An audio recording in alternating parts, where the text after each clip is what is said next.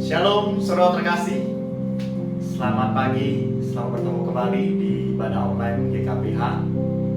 Kiranya kita semua ya masih dalam keadaan yang sehat, ya masih dalam terus ya lindungan Tuhan. Dan kiranya hari ini mari kita bersama-sama kembali memuji Tuhan, bersama-sama mau menikmati ibadah ya walaupun masih online dalam tangan Tuhan. Saya akan membacakan firman Tuhan di Mazmur 44 ayat yang ke-6 sampai ke-8. Sebab bukan kepada panahku aku percaya, dan pedangku pun tidak memberi aku kemenangan. Tetapi Engkaulah yang memberi kami kemenangan terhadap para lawan kami. Dan orang-orang yang membenci kami, Kau beri malu. Karena Allah kami nyanyikan puji-pujian sepanjang hari. Dan bagi namamu, kami mengucapkan syukur selama-lamanya. Mari kita masuki ibadah pada pagi hari ini di dalam nama Allah Bapa, Allah Putra, dan Allah Roh Kudus. Mari kita semua memberikan pujian, hormat bagi Allah kita, hormat bagi Allah Bapa.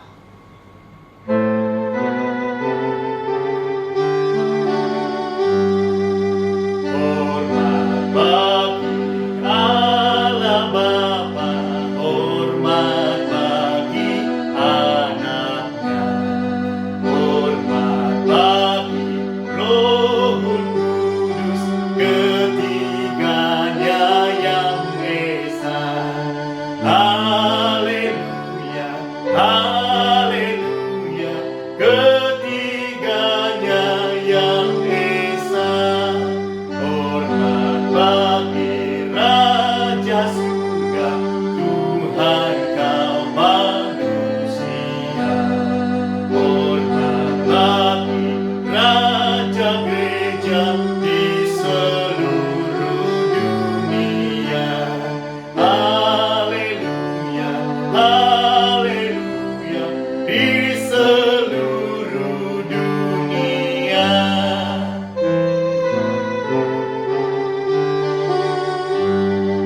Haleluya, persembahan bala kerajaanmu diletakkan siang malam di hadapan tatanya. Haleluya, haleluya, di hadapan tatanya. Ya Tuhan kami, ya Allah kami, segala puji hormat dan syukur hanya untuk-Mu saja Tuhan. Terima kasih sekali untuk kesempatan indah Engkau beri pada kami di pagi hari ini. Kami bisa kembali menikmati ibadah kami bersama Engkau Tuhan. Kalau masih online, kami bersyukur Tuhan sekali kesempatan kami bisa menggunakan hati kami, mulut kami, waktu kami untuk memuliakan nama Tuhan. Terima kasih sekali kesempatan indah ini Tuhan. Kami berdoa untuk teman-teman kami, saudara-saudara kami di mana mereka berada. Sungguh untuk yang percaya, Engkau akan terus menyertai mereka, Engkau akan terus memberikan mereka semangat ya untuk melayani Tuhan. Tuhan terima kasih Tuhan, kami berdoa padamu sekali lagi untuk ibadah online kami dari awal sampai kedatangan Tuhan. Tuhan berkati untuk sinyal, untuk koneksi internet, ya untuk media-media digunakan. Sungguh Tuhan tolong, kami mohon padamu Tuhan, berkati kami semua untuk menikmati ibadah online pagi hari dengan khusyuk ya Tuhan. Terima kasih, kami berdoa padamu sekali Tuhan, ibadah di awal, pertengahan sampai akhir dalam tangan Tuhan. Dalam nama Tuhan Yesus kami berdoa bersyukur. Haleluya. Amin. Mari kita akan mengucapkan iman kita, pengakuan iman rasuli. Ya kita ucapkan perlahan-lahan. 1, 2, dan 3. Aku percaya kepada Allah, Bapa yang Maha Kuasa, Khalik langit dan bumi, dan kepada Yesus Kristus, Anak yang tunggal Tuhan kita, yang dikandung dari Roh Kudus, lahir dari anak darah Maria, yang menderita sengsara di bawah pemerintahan Pontius Pilatus, disalibkan, mati dan dikuburkan, turun ke dalam kerajaan maut. Pada hari ketiga, bangkit pula dari antara orang mati, naik ke surga, duduk di sebelah kanan Allah Bapa yang Maha Kuasa. Dan dari sana, Ia akan datang untuk menghakimi orang yang hidup dan yang mati. Aku percaya kepada Roh Kudus, Gereja yang kudus dan am, sekutuan Roh Kudus, pengampunan dosa, kebangkitan daging, dan hidup yang kekal. Amin. Mari kita naikkan pujian hormat diri.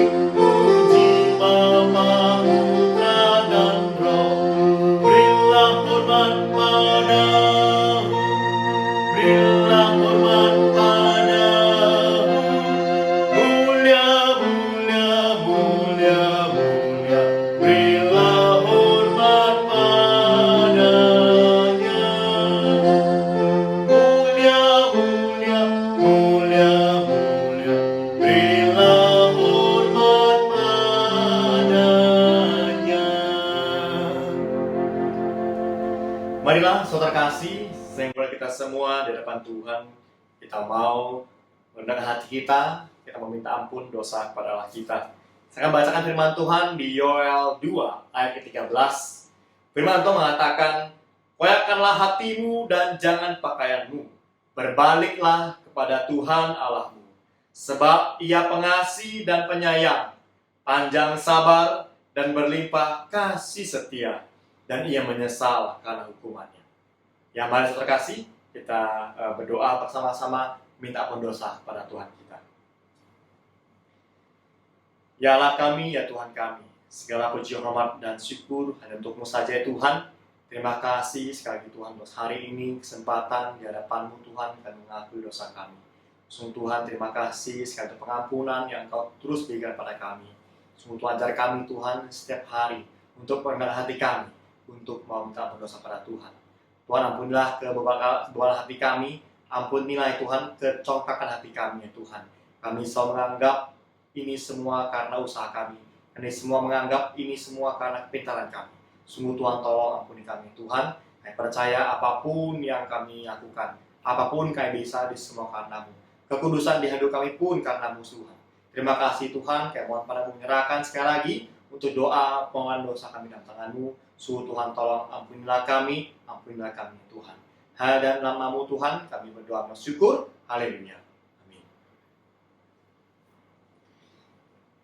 Mari saudara kasih, saat ini kita akan membaca firman Tuhan yang hari ini diambil di Mazmur 137. Ya, Mazmur 137 ayat yang pertama sampai yang ke-6. Kita akan baca bersama-sama di rumah masing-masing tentunya. Ya, kita akan baca Mazmur 137 ayat pertama sampai yang ke-6. Di tepi sungai-sungai Babel. Di tepi sungai-sungai Babel, di sanalah kita duduk sambil menangis apabila kita mengingat Sion.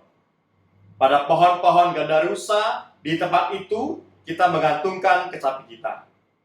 Sebab di sanalah orang-orang yang menawan kita meminta kepada kita memperdengarkan nyanyian. Dan orang-orang yang menyiksa kita meminta nyanyian sukacita. Nyanyikanlah bagi kami nyanyian dari Sion. Bagaimanakah kita menyanyikan nyanyian Tuhan di negeri asing? Jika aku melupakan engkau, hai Yerusalem, biarlah menjadi kering tangan kananku. Biarlah lidahku melekat pada langit-langitku, jika aku tidak mengingat engkau, jika aku tidak menjadikan Yerusalem puncak sukacitaku. Ya, kiranya firman Tuhan yang kita baca pagi hari ini yang kembali memberikan kita kekuatan untuk selalu menjadikan Tuhan adalah sukacita kita. Tuhan adalah sumber kesenangan kita, bukan harta kita, bukan apapun yang kita miliki, tapi hanya Tuhanlah puncak sukacita kita. Ya, kita akan mendengar satu pujian ya yang kita kenal bahasa Inggris, tapi nanti ada bahasa teks Indonesianya. Ya, lagu ini menyatakan bahwa Tuhan setiap hari, setiap hari, makin hari, aku mau mencintai. Lord, I love you more and more each day. Ya, mari kita dengarkan pujian ini bahasa Inggrisnya. Lord, I love you more and more each day.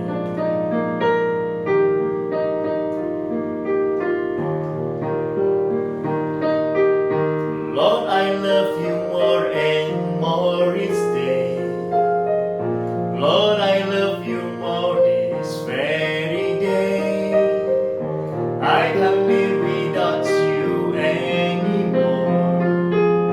I can't make it like I did before. Oh, those years when I was void of you, Lord, you rescued me when I was through. When I reminisce those other years, emptiness harder than many tears. Lord, I love you. Lord, I do love you more every day. Lord, I do love you much more this very day. Lord, you came and filled my inmost being. You're the sweetest satisfaction. You're the spirit as my everything. Spirit in my spirit, above me. Thank you, Lord, for coming into me. Now you're spreading in me constantly. Lord, you're making home in all my heart, as my treasure filling every part. Lord, I do love you. Lord, I do love you more every day. Lord, I do love you much more this very day. Sekali, Lord, I do love you. Lord, I do love you more every day. Lord, I do love you much more. Sekali lagi ya. More very day. Lord, I do love you.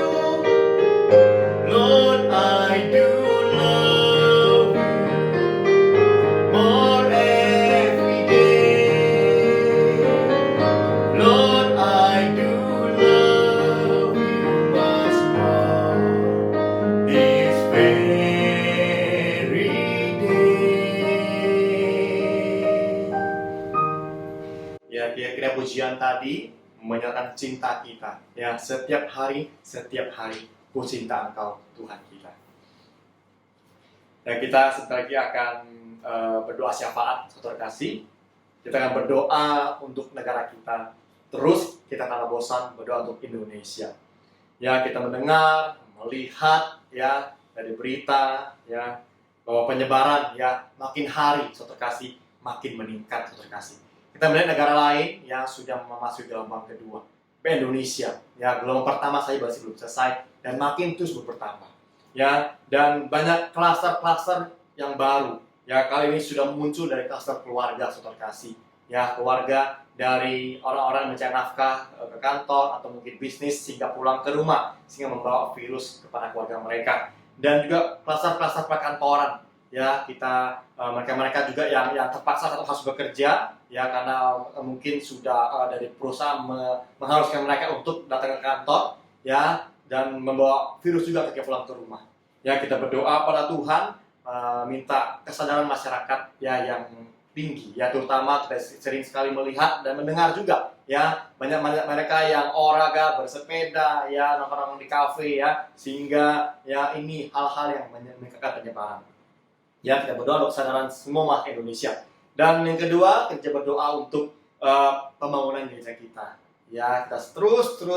berdoa untuk gereja kita tercinta. Kita bersyukur ya, Tuhan beri kesempatan ya untuk membangun gereja ini ya.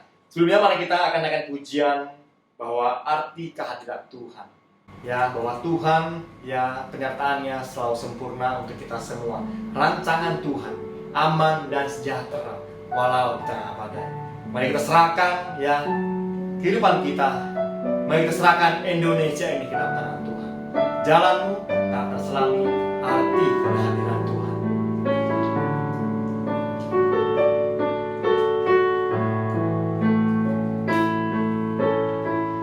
Jalanmu tak terselami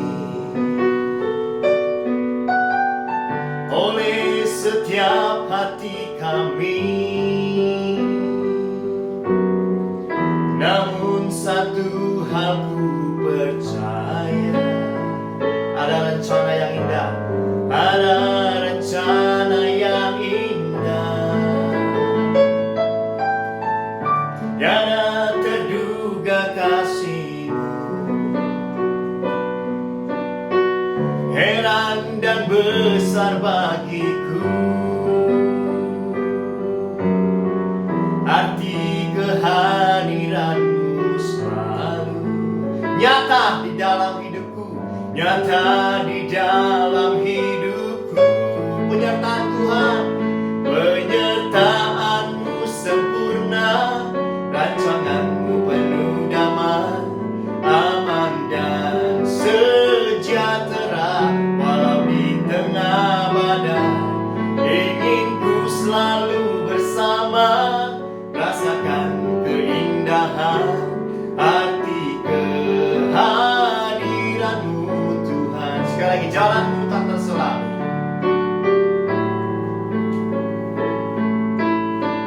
Jalan-Mu tak terselami oleh setiap hati kami, oleh setiap hati kami. Namun satu hal ku percaya, Tuhan selalu berencana, ada rencana yang indah. Tiada terduga kasih-Mu, heran dan besar bagiku, heran dan besar bagiku. Arti kehadiran-Mu selalu nyata di dalam hidupku, nyata di dalam hidupku. Penyertaan-Mu sempurna, rancangan-Mu penuh damai, aman dan sejahtera walau di tengah badai. Ingin ku selalu bersama, rasakan keindahan arti kehadiran-Mu Tuhan. Bapa dalam surga, sungguh Tuhan, kami bersyukur Tuhan untuk kesempatan kami bisa berdoa untuk negara kami. Kami bersyukur Tuhan sekali untuk kesempatan kami berdoa untuk gereja kami.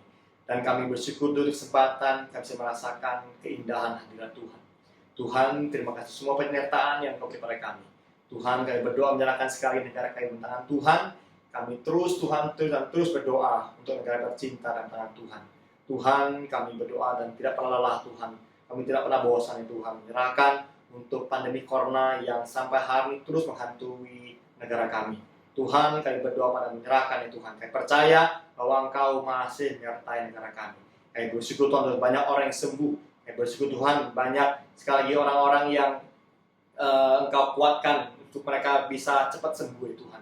Terima kasih Tuhan. Kami berdoa menyerahkan padamu Tuhan sekali lagi untuk berita yang kadang-kadang menakuti kami Tuhan. Ya, bahwa virus corona ini Tuhan penyebarannya terus meningkat dan makin banyak tiap hari ya Tuhan. Sungguh Tuhan tolong mohon padamu Tuhan, menyerahkan ya Tuhan sekali lagi untuk klaster-klaster ya Tuhan yang menyebabkan penyebaran meningkat ya Tuhan. Klaster dari keluarga ya Tuhan. Kami berdoa menyerahkan juga untuk klaster keluarga ini Tuhan. Ya Tuhan, tolong Tuhan berdoa untuk para mencari nafkah, mereka yang berbisnis, mereka yang berusaha, mereka yang bekerja ya Tuhan. Sehingga banyak sekali mereka yang pulang ya Tuhan membawa virus ke anaknya, ke istrinya, ke orang tua mereka ya Tuhan. Tuhan tolong memang padamu Tuhan. Kiranya mungkin mereka pun tidak bisa menghindari ya Tuhan karena mereka harus kerja, harus mencari nafkah ya Tuhan. Sungguh Tuhan tolong memang padamu Tuhan, menyerahkan kiranya mereka mempunyai kesadaran yang tinggi ya Tuhan ketika mereka bekerja, ketika mereka berbisnis, ketika mereka bertemu orang ya Tuhan. Sungguh Tuhan tolong memang padamu Tuhan, menyerahkan sekali lagi untuk penyebaran virus corona dan tangan Tuhan. Kami mohon padamu Tuhan, menyerahkan untuk kesadaran masyarakat yang masih kurang ya Tuhan. Engkau tegur mereka ya Tuhan, mereka yang mungkin mengabaikan atau mungkin mereka sengaja atau mungkin mereka merasa bodoh ya Tuhan. Sungguh Tuhan tolong padamu Tuhan menyerahkan pemerintah untuk bisa terus giat tidak menyerah ya Tuhan untuk menangani corona ini ya Tuhan. Kami mohon padamu Tuhan menyerahkan sekali lagi untuk kesadaran semua masyarakat Indonesia dan tangan Tuhan untuk saling menjaga ya Tuhan. Kami percaya ya Tuhan bahwa kami sendiri pun tidak mampu. Kami percaya Engkau Tuhan yang akan terus memampukan kami Tuhan. Kami menyerahkan Tuhan sekali lagi Indonesia dalam tangan Tuhan. Tuhan, kami bersyukur pada menyerahkan sekali lagi untuk kesempatan kami bisa berdoa untuk gereja kami tercinta dalam tangan Tuhan. Kami bersyukur untuk kesempatan ya kami bisa mendirikan kembali, merenovasi kembali, mohon kembali gereja kami Tuhan. Sungguh Tuhan tolong menyerahkan sekali proses ya Tuhan yang kami mungkin secara hati mungkin takut, kami secara hati mungkin senang juga ya Tuhan. Sungguh Tuhan tolong kami mohon padamu Tuhan, menyerahkan sekali lagi untuk pembangunan gereja dalam tangan Tuhan. Banyak proses yang akan kami lewati Tuhan, proses perobohan, proses penggambaran kembali, banyak sekali Tuhan. Sungguh Tuhan tolong Engkau mau sertai Tuhan untuk proses pembangunan gereja ini. Tuhan tolong beri kami hati yang sukacita, hati yang terus berserah, bukan hati yang bergumul atau hati yang kesal ya Tuhan. Kami percaya bahwa waktu pembangunan gereja ini adalah waktunya Tuhan. Sungguh Tuhan terima kasih, kami berdoa menyerahkan dana yang dibutuhkan, kami mohon padamu Tuhan, kami pun tidak pernah bosan ya Tuhan. Dan kami bersyukur setiap hari ini sudah terkumpul sekian jumlah persembahan ya Tuhan. Terima kasih Bapa, kami mohon padamu menyerahkan ya Tuhan sampai hari nanti, kami percaya Engkau pun akan cukupkan. Terima kasih Tuhan kami, terima kasih Allah kami, ajar kami Tuhan terus selalu berdoa untuk orang lain. Berdoa untuk saudara kita, berdoa untuk negara kita, dan berdoa untuk banyak orang ya Tuhan. Terima kasih sekali kesempatan untuk kami bisa berdoa ya Tuhan. Terima kasih Tuhan, kami menyerahkan sekali lagi doa kami dalam tangan Tuhan, dan kami percaya bahwa jawaban Tuhan selalu yang terbaik. Jawaban Tuhan selalu tepat pada waktunya Tuhan. Terima kasih kami, terima kasih Tuhan kami, dalam nama-Mu Tuhan kami berdoa dan syukur. Haleluya. Amin. Ya, saudara kasih, saat ini kita akan mendengarkan firman Tuhan. Mari kita serahkan hati dan pikiran kita untuk mendengar firman Tuhan. Ya, mereka dengan pujian, tinggalkan jalan susah dan gelap. Mari kita mau terus mengikuti Yesus. Yesus, ku hampirlah.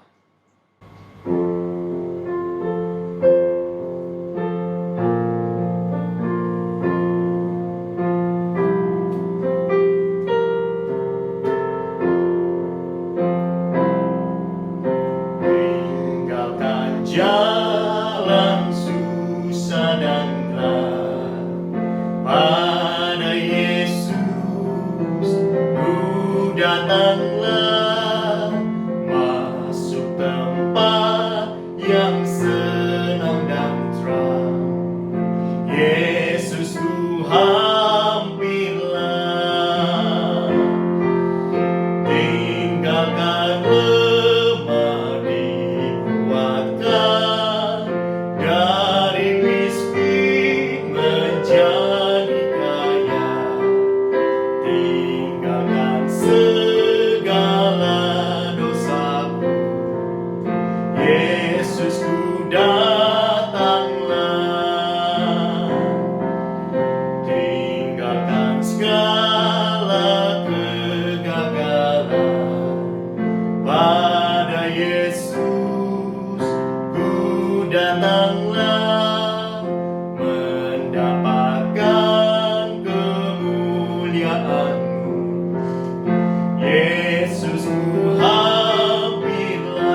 tinggalkan kesusahan, tinggalkan kesusahan dunia, masuk ke dalam ketenangan, tinggalkan segala kecemasan. Yesus datanglah. Yesus ku datanglah. Baik, ketiga yang teguh. Tinggalkan semua kesombongan, hanya pada Yesus ku datanglah. Memandang kemuliaanmu, hanya kepada Yesus ku datanglah.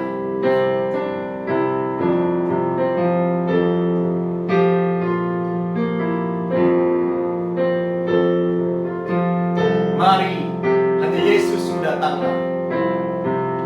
Tinggalkan semua kesombongan, pada Yesus ku datanglah, memperoleh berkat yang besar. Yesus ku hampirlah, tinggalkan keputusasaan, menikmati kasih-Mu selalu, memandang kemuliaan-Mu. Yesus ku datanglah. Selamat pagi saudara sekalian. Selamat bertemu kembali dalam ibadah pada pagi hari ini. Kiranya kita datang dengan segala sukacita, dengan perasaan hormat dan takut akan Tuhan. Tapi ini adalah anugerah yang Tuhan berikan kepada kita, yaitu hari perhentian yang sudah Tuhan sediakan bagi kita. Mari kita menyatukan hati untuk berdoa bersama-sama sebelum kita mendengarkan firman Tuhan. Mari kita tundukkan kepala. Tuhan Bapa kami di surga, sekali lagi kami datang ke hadapan Tuhan. Kami mengucap syukur untuk hari perhentian yang sudah Tuhan anugerahkan kepada kami. Kami mau menikmatinya di dalam sukacita, dengan perasaan hormat dan takut akan Tuhan. Bersama-sama dengan saudara seiman, kami boleh menyatukan hati untuk membawa hati kami ke hadapan Tuhan, untuk menekuk lutut kami, mengangkat pujian bagi Tuhan, juga berdoa, mendengarkan firman Tuhan. Kiranya persekutuan kehangatan yang sudah Tuhan anugerahkan kepada kami boleh makin terus membuat hidup kami makin bergairah untuk dipersembahkan bagi kemuliaan nama Tuhan saja. Dan setiap ibadah boleh membentuk kami makin hari boleh makin mirip dengan Kristus. Setiap hari boleh kami jalani untuk menyatakan kemuliaan nama Tuhan saja. Mohon berkat Tuhan untuk firman yang akan dibagikan. Kiranya firman ini pertama-tama boleh menegur hamba-Mu dan juga boleh membangun setiap jemaat yang mendengarkannya. Berbicaralah kepada kami, siapkan hati kami untuk kebenaran firman. Di dalam nama Tuhan Yesus Kristus kami sudah mengucap syukur dan berdoa. Amin. Saudara-saudara, pagi ini saya akan membahas kitab Amos. Saya akan terus membicarakan tentang banyak kitab di dalam Perjanjian Lama, khususnya dari kitab nabi-nabi kecil. Kitab-kitab yang secara umum mungkin jarang sekali dibaca oleh orang-orang Kristen. Dan dengan demikian, saudara-saudara bisa lebih memahami dan lebih memiliki pengenalan terhadap kitab-kitab dalam Perjanjian Lama ini. Dan saya tidak akan mengeksposisi dari ayat per ayat, tapi saya akan coba bergerak untuk menyampaikan kepada saudara-saudara sekalian semacam satu overview terhadap setiap kitab di dalam Perjanjian Lama, khususnya dalam nabi-nabi kecil, sehingga saudara-saudara mengetahui kitab ini apa isinya, apa poin utamanya. Nah, saya akan memakai 3 bagian pada pagi hari ini. Sekarang yang pertama, saya akan bercerita tentang latar belakang daripada kitab ini, dan kemudian kita nanti akan coba bergerak dari pasal ke pasal. Kitab Amos sebelumnya ada 9 pasal. Dan kemudian nanti di bagian akhir kita akan belajar apa kira-kira pesan yang bisa disampaikan buat kita hari ini. Kita percaya meskipun Alkitab ditulis di dalam konteks tertentu, untuk tujuan tertentu, yaitu pada saat ini ditulis, tetapi Roh Kudus juga bekerja. Sehingga setiap firman yang ditulis itu tetap berlaku sampai hari ini. Ini suatu hal yang luar biasa yang sudah Tuhan kerjakan melalui Alkitab yang sudah dianugerahkan kepada kita. Nah, baiklah, saya akan mulai dengan menceritakan sedikit dari latar belakang daripada kitab Amos. Nah, beberapa saat yang lalu saya sudah mengkisahkan tentang pelayanan daripada Nabi Yunus. Sekali lagi, Nabi Yunus diutus ke Niniwe untuk mempertobatkan bangsa Asyur. Itu kurang lebih di tahun 780 sebelum Masehi. Dan kemudian pelayanan Yunus sangat luar biasa dengan hanya satu kalimat, 5 kata. Kemudian dia mempertobatkan kurang lebih 500.000 sampai 1 juta seluruh penduduk Niniwe. Nah, kemudian saudara, apa yang terjadi? Nah, pertobatan daripada Asyur ini, dari Niniwe, ternyata memberikan dampak luar biasa kepada bangsa-bangsa di sekitarnya. Dan khususnya nanti terhadap Yehuda dan juga terutama terhadap Israel, yaitu kerajaan utara. Maka kemudian setelah Asyur bertobat, setelah Niniwe bertobat, maka kurang lebih ada masa kira-kira 40-50 tahun di mana kemudian negara-negara di sekitar Israel hidup di dalam perdamaian yang luar biasa, termasuk di dalam Israel dan juga kerajaan Yehuda, kerajaan selatan. Nah, kemudian waktu itu kerajaan utara dipimpin oleh Yerobeam. Nah, Yerobeam ini salah seorang raja yang memimpin jangka panjang sekali, kurang lebih ada 30-40 tahun di dalam kerajaan utara. Nah, masa kerajaan yang panjang ini, yang stabil, menggambarkan betapa stabilnya kondisi politik hari itu. Karena Asyur sudah bertobat. Dan pertobatan itu akhirnya membuat Asyur berhenti menyerang negara-negara lain. Maka kemudian Asyur lebih berkutat dengan keadaan negaranya sendiri. Mereka lebih berkonsentrasi menata kehidupannya kembali. Dan kemudian ini menjadi satu berita sukacita sebenarnya. Berita perdamaian buat bangsa-bangsa di sekitarnya. Dan khususnya buat Israel dan Yehuda. Nah, tetapi apa yang kemudian yang terjadi? Kondisi damai ini, kondisi aman, kondisi nyaman, kemudian membuat Israel berkembang sekali secara ekonomi. Dan kemudian mereka membangun kembali perekonomian kepada Israel. Dan kemudian ternyata perekonomian yang berkembang ini membuat akhirnya kehidupan mereka makin mapan. Sehingga kemudian muncul di Israel banyak orang-orang kaya yang baru. Nah, tetapi kemudian godaan daripada kenyamanan dan juga kemapanan ekonomi pada akhirnya menciptakan hal-hal yang lain yang justru mendukakan Tuhan. Yaitu kemudian muncul berbagai ketidakadilan di dalam Israel. Ketika kemudian orang-orang kaya dan kemudian materi menjadi tujuan utama dan mereka berlomba membangun rumah yang mewah dan kehidupan yang sangat menekankan kemewahan dan kemudian hidup yang foya-foya, maka kemudian saat itu di Israel terjadi kerusakan di berbagai bidang. Nah, orang-orang kaya pada akhirnya mereka berkolusi dengan pejabat-pejabat dari kerajaan juga termasuk di dalam badan-badan pengadilan daripada Israel. Dan kemudian orang-orang kaya itu seringkali kemudian membeli hukum untuk kepentingan-kepentingan mereka. Maka kemudian yang terjadi adalah yang kaya makin kaya, tetapi yang miskin kemudian semakin menjadi miskin. Maka kemudian orang miskin itu dihisap habis-habisan oleh orang kaya, dan kemudian para pejabat hukum termasuk para imam. Dan kemudian mereka berlaku tidak adil kepada orang-orang miskin. Hukum bisa dibeli. Maka kemudian orang kaya selalu bebas daripada jeratan-jeratan hukum. Dan kemudian orang-orang miskin dihisap habis-habisan tenaganya, kerjanya, untuk apa? Untuk memperkaya orang-orang kaya yang menjadi jeragan atau majikan daripada pekerjaan mereka. Dan kemudian di sisi lain, maka kemewahan dan kemajuan ekonomi membuat akhirnya kerusakan kehidupan moral, di mana kemudian para perempuan-perempuan Samaria hidup di dalam pesta pora, dan kemudian mulai muncul tindakan-tindakan amoralitas. Dan kemudian ketika kemudian kemajuan daripada ekonomi itu, perdagangan yang luar biasa, pada akhirnya membuat Israel tidak lagi menghargai hari Sabat. Karena kemudian ketika uang sudah menjadi meracuni hati mereka, meracuni hidup mereka, maka kemudian mereka berpikir materi uang itu yang paling penting. Maka kemudian mereka mulai melupakan hari Sabat. Ketika mereka menjalani hari Sabat, di dalam pikiran mereka cuma sederhana, ini kapan ini akan berakhir? Sabat ini kapan akan berakhir? Supaya mereka bisa masuk lagi di dalam dunia perdagangan, dalam dunia bisnis, sehingga dengan demikian kemudian keuangan mereka akan makin bertambah.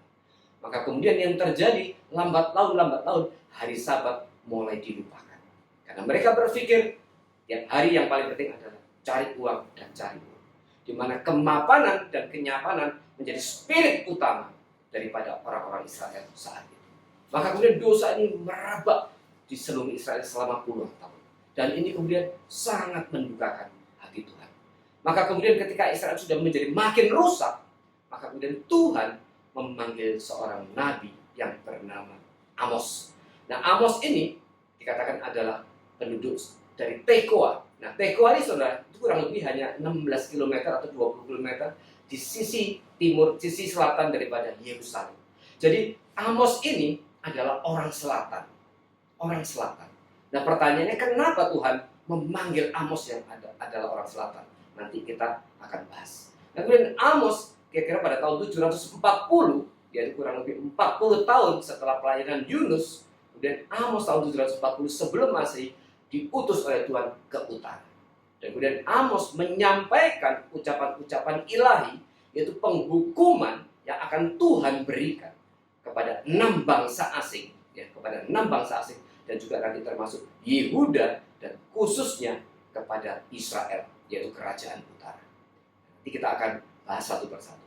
Jadi Amos adalah orang selatan yang diutus ke utara untuk menyampaikan penghukuman yang akan Tuhan berikan kepada 8 bangsa, yaitu 6 bangsa asing dan kemudian juga termasuk Yehuda dan juga Israel. Nah, saudara, kita sekarang akan melihat daripada pasal per pasal. Kita buka Amos 1, saya akan bacakan buat saudara sekalian. Perkataannya dinyatakan kepada Amos, salah seorang peternak domba dari Tekoa, tentang Israel pada zaman usia Raja Yehuda dan dalam zaman Yerobeam anak Yoas Raja Israel 2 tahun sebelum gempa bumi. Dikatakan 2 tahun sebelum gempa bumi. Ini memang tidak ada waktu yang tepat kapan kira-kira dari pelayanan dari Amos ini, karena di sini tidak ada tanda. Tapi kalau kita lihat ini masa pemerintahan Yerobeam dan juga usia Raja Yehuda itu kurang lebih antara tahun 790 sampai dengan 730, 740. Diperkirakan tahun 740. Nah, saudara, di sini menarik dikatakan Amos adalah salah seorang peternak domba dari Tekoa, ya. Peternak domba dari Tekoa, dan dia juga adalah pemetik buah ara. Nah, kemudian Amos diutus oleh Tuhan menuju ke utara. Apa yang dia sampaikan? Kita baca dari ayat 2. Hukuman atas bangsa-bangsa lain. Berkatalah ia, Tuhan mengaum dari Sion dan dari Yerusalem. Ia memperdengarkan suaranya, keringlah padang-padang penggembalaan dan layulah puncak gunung Karmel. Nah, ini yang menarik, memang dikatakan Tuhan mengaum dari Sion, yaitu dari Yerusalem. Dari Yerusalem. Ia memperdengarkan suaranya dan keringlah padang-padang penggembalaan dan layulah puncak gunung Karmel. Saudara, mengapa dikatakan Tuhan mengaum dari Sion? Tuhan mengaum dari Sion. Ini menggambarkan bahwa memang bait Allah di selatan itu masih belum terlalu tercemar dengan dosa, dan Tuhan masih bertahta di sana. Dan ini juga untuk mempertegas bagaimana kemudian kuil di kerajaan utara, yaitu yang ada di Betel dan di Gilgal, itu adalah kuil-kuil yang sudah tidak memperkenalkan hati Tuhan. Nah, kita tahu ketika Israel dan kemudian kerajaan selatan dan utara kemudian berpisah dan berperang, maka kemudian Israel kerajaan utara mendirikan bait Allah sendiri, yaitu di Betel dan di Gilgal. Dan karena mereka tidak mau orang Yahudi yang dari utara ke Yerusalem, dan mereka akhirnya mendirikan kuilnya bait Allahnya sendiri. Tetapi kemudian 2 kuil yang dibangun ini pada masa itu tidak berkenan kepada Allah, karena di dalamnya terjadi begitu banyak dosa. Dan ini kemudian dikatakan keringlah padang-padang penggembalaan dan layulah puncak gunung Karmel. Gunung Karmel adalah begitu subur. Itu dari lembah sampai puncak, itu dipenuhi dengan tumbuh-tumbuhan, dengan rumput, dengan tumbuhan yang begitu hijau. Dan itu seakan-akan begitu hijaunya, seakan-akan tidak ada satupun area di Gunung Karmel itu yang kering atau tidak subur. Sehingga seakan-akan seluruh puncak Gunung Karmel itu tidak akan pernah habis dimakan oleh berbagai begitu banyak yang ternak, karena lembah Karmel itu sangat subur. Tapi ini dikatakan keringlah padang-padang penggembalaan dan layulah puncak gunung Karmel. Ini menggambarkan betapa nanti hukuman Tuhan akan sangat dahsyat dan sangat besar. Sehingga kemudian puncak gunung Karmel sampai ke lembah, dari puncak ke lembah itu akan menjadi kering. Ini menggambarkan bahwa hukuman Tuhan akan sangat besar. Nah, yang pertama kemudian dikatakan hukuman buat siapa? Di ayat ketiga, beginilah firman Tuhan, karena 3 perbuatan jahat Damsyik, bahkan 4, aku tidak akan menarik kembali keputusanku. Oleh karena mereka telah mengirik Gilead dengan eretan pengirik dari besi. Aku akan melepas api ke dalam istana Hazael, sehingga Puri Ben-Hadad dimakan habis. Aku akan mematahkan palang pintu Damsyik dan melenyapkan penduduk dari Bukit Awen, serta pemegang tongkat kerajaan dari Bet Eden. Dan rakyat Aram harus pergi sebagai orang buangan ke Kir. Nah, bangsa asing pertama yang dihukum adalah Damsyik. Dan kemudian bangsa yang kedua adalah Gaza. Setelah Gaza ada Tirus yang ketiga. Dan yang keempat adalah Edom, ya. Dan kemudian yang kelima Amon, dan yang keenam Moab. Dengan kalimat yang kurang lebih mirip. Selalu dimulai dengan karena 3 atau 4 perbuatan jahat. Karena 3 perbuatan jahat, bahkan 4. Nanti kalimat ini akan diulang sampai 8 kali kepada 6 bangsa asing, dan juga ditambah Yehuda dan juga Israel. Nah, ini menyatakan Allah juga menghukum, memperhatikan daripada kehidupan daripada bangsa-bangsa asing selain umat pilihan. Maka kemudian nanti kita lihat sampai dengan pasal 2, Allah kemudian menyatakan hukuman kepada Yehuda dan juga kepada Israel. Tetapi kepada hukuman kepada Yehuda itu hanya disampaikan di dalam 2 ayat saja, yaitu pasal 2 ayat 4 sampai dengan 5. Tetapi hukuman atas Israel, yaitu kerajaan utara, itu disampaikan, ditulis di sini sampai kurang lebih ada 4-5 pasal. Dari pasal 2 nanti sampai dengan pasal 6. Sampai dengan pasal 6 itu terus dinyatakan hukuman untuk Israel. Begitu banyak dosa-dosa yang Israel sudah lakukan. Di sini ditulis, saya akan bacakan beberapa bagian daripada judul perikop untuk menggambarkan betapa besar daripada dosa-dosa yang dilakukan oleh Israel. Di pasal 4 dikatakan terhadap perempuan Samaria yang mabuk kemewahan. Kemudian perikop berikutnya, ibadah orang Israel adalah ibadah yang jahat. Mereka sudah tidak menghargai lagi ibadah sebagai satu hal yang tidak jalan dengan perasaan hormat dan takut kepada Tuhan. Kemudian pasal 5 berbicara tentang ratapan tentang Israel, yaitu ketika hukuman itu akan dinyatakan. Hukuman akan dinyatakan. Nah, saudara, ini kalau di pasal 4 kita baca, hukuman teguran terhadap Israel sebenarnya sudah dinyatakan berkali-kali. Berkali-kali. Di sini ada pernyataan tentang berkat yang Tuhan berikan, dan juga ada hukuman. Saya akan bacakan pasal 4 ayat 6 dan seterusnya. Orang Israel tidak mau berbalik kepada Tuhan. Sekalipun aku ini telah memberi kepadamu gigi yang tidak disentuh makanan di segala kotamu, dan kekurangan roti di segala tempat kediamanmu, namun kamu tidak berbalik kepadamu. Demikianlah firman Tuhan. Aku pun telah menahan hujan daripadamu ketika 3 bulan lagi sebelum panen. Aku menurunkan hujan ke atas kota yang satu dan tidak menurunkan hujan ke atas kota yang lain. Ladang yang satu kehujanan dan ladang yang tidak kena hujan menjadi kering. Penduduk 2-3 kota pergi terhuyung-huyung ke satu kota untuk minum air, tetapi mereka tidak menjadi puas. Namun kamu tidak berbalik kepadaku. Demikianlah firman Tuhan. Nah, kemudian mulai di ayat 9 tadi dikatakan begitu banyak berkat yang Tuhan berikan juga kepada Israel. Ketika mereka sebelum panen, Tuhan menghentikan hujan. Tuhan menghentikan hujan. Dan kemudian di pasal 9 Tuhan menegaskan tentang hukuman-hukuman yang Tuhan berikan kepada Israel. Dan ini nanti berkali-kali hukuman itu diberikan, tetapi Israel tidak mau bertobat. Saya bacakan di ayat 9.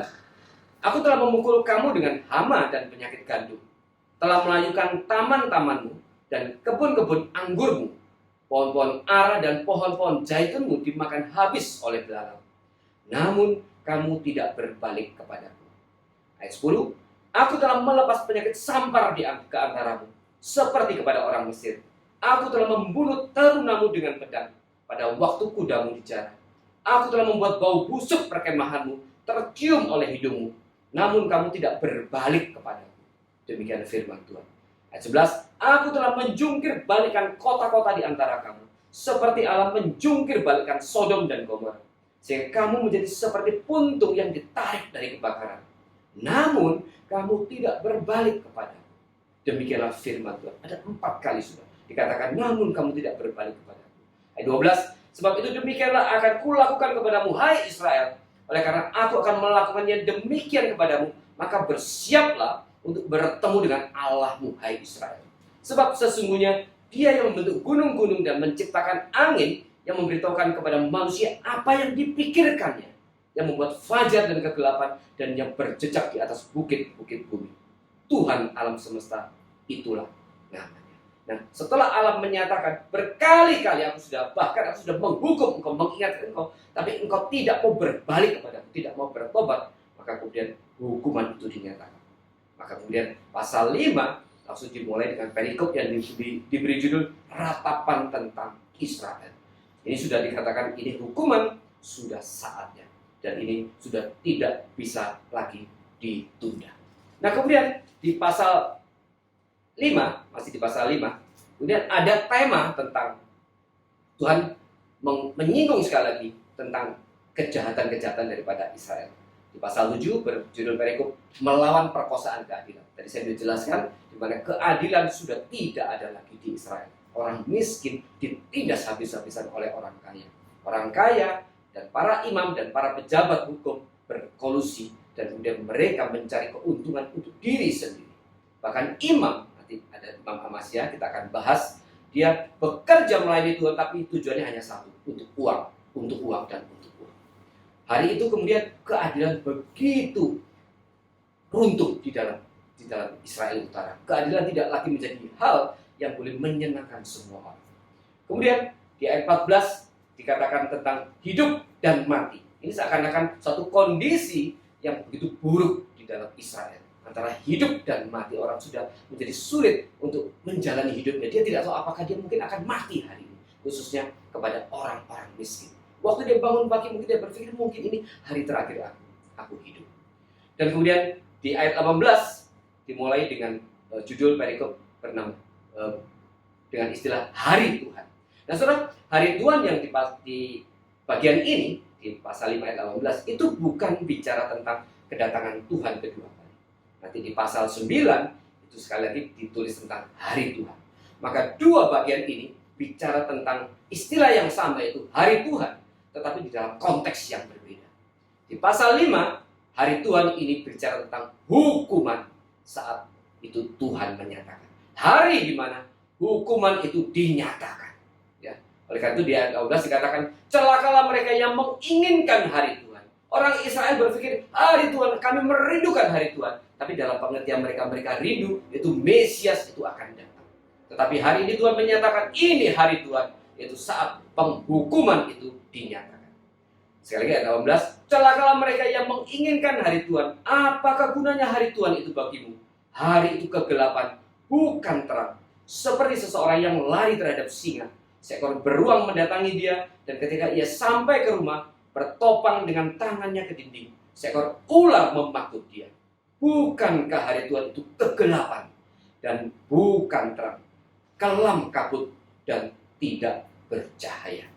Begitu besarnya yang Tuhan, hukumannya akan Tuhan berikan kepada Israel, menggambarkan di situ mereka seakan-akan lolos dari singa, tapi mereka jatuh ke tangan, kemudian ada beruang. Ketika mereka lolos dari beruang, mereka juga jatuh ke tangan ular. Tidak ada tempat untuk Israel untuk melarikan diri. Mereka dikatakan kelam kabut dan tidak bercahaya. Dan kemudian di ayat 21 menjelaskan tentang ibadah Israel yang dibenci oleh Tuhan. Di pasal 6 bercerita tentang rasa tentram yang palsu. Jadi waktu keamanan, kenyamanan itu mereka nikmati, itu akhirnya membelokkan spiritual mereka. Mereka tidak lagi hatinya hidupnya mengarah kepada Tuhan, tetapi kepada kesenangan dunia, kepada harta dunia. Sehingga kemudian itu merupakan satu rasa nyaman, rasa comfort, rasa tentram yang palsu di hadapan Tuhan. Dan kemudian di pasal 7 Allah kemudian memberikan sampai 9 nanti ada 5 penglihatan kepada Amos. Ya, ada 5 penglihatan yang diberikan kepada Amos, yaitu belalang dan api, tali sifat, kemudian bakul dengan buah-buahan, dan nanti ada Tuhan di dekat mezbah. Nah, tetapi saudara, yang luar biasa di bagian Amos ini, setelah Allah dia menyatakan hukuman kepada Israel dan kepada bangsa-bangsa lain, kemudian di pasal terakhir, di bagian terakhir, Allah kemudian menjanjikan, yaitu janji mengenai keselamatan. Ada janji mengenai keselamatan, yaitu di pasal 9 ayat 11 dan seterusnya. Allah menjanjikan keselamatan. Nah saudara, hari ini saya mau bicara tentang keadilan dan murka Allah di dalam kasih dan kekudusannya. Nah kita lihat tadi bagaimana Allah menyatakan hukuman kepada bangsa-bangsa asing dan juga kepada Yehuda dan Israel. Sebenarnya bagian ini sudah ditulis oleh Allah juga melalui Nabi Yesaya. Kalau kita lihat di Yesaya 13 sampai Yesaya 23, itu penglihatan ilahi, yaitu pernyataan hukuman yang akan Allah berikan kepada bangsa-bangsa yang sudah kita baca tadi.